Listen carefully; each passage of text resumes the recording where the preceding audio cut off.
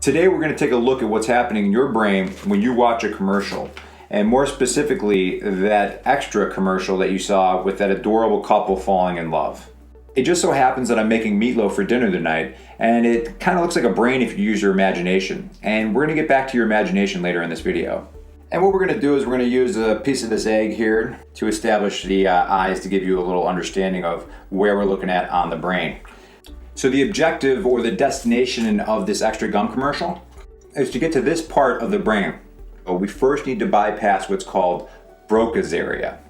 This region of the brain is above your left ear and gets to decide what advertising gets in and what advertising gets kicked to the curb. It's kind of like the bouncer of your brain. That's too cute for a bouncer. That's much better. So Broca is responsible for anticipation in verbs. You must surprise or delight Broca's area for your message to be let in. A way to bypass Broca is with music. The average person knows over 2,000 songs that they never intended to remember. Chances are you recognize the song in this ad as a cover of Elvis Presley's Can't Help Falling in Love. Before Broca's area even has a chance to kick this ad to the curb, the music begins to engage other regions of the brain. We will focus on this region, which is responsible for imagination. It's known as the dorsolateral prefrontal association area. A real mouthful, right? When you hear music, this region is stimulated to keep this song in working memory, and the imagination stirs up images that are associated to the music. Notice how close this area is to our intended target. Interestingly, spoken language and music are processed in different parts of the brain. That's why people with aphasia caused by a stroke can many times sing a song with ease but have difficulty with speaking. When you introduce music into a commercial, you're engaging in a completely different section of the brain compared to just using spoken word. Now let's talk about the number 36.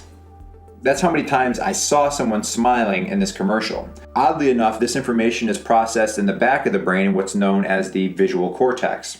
When you see someone smile, your mirror neurons are engaged. These are the neurons in your brain that make you feel what someone else is experiencing. When you see someone smile or cry, we instinctively feel what they're feeling in that moment and even imitate it.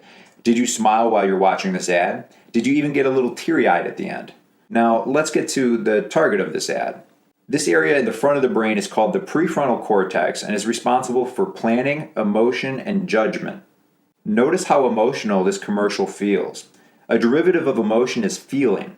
You feel good about extra gum. They made you smile. They made you feel tears of joy. Because this ad is so well done, it engages the prefrontal cortex. A cousin of judgment is decision making. The funny thing is, this ad never spoke a word, yet it made you feel such heavy emotions. When you create brand-focused advertising, it's about engaging the imagination and creating vivid mental images that you can attach to your brand. As Roy Williams would say, win the heart and the mind will follow. Well done, Extra. Well done. Thanks for the massage. I was sitting there for hours. Oh yeah, that's the spot.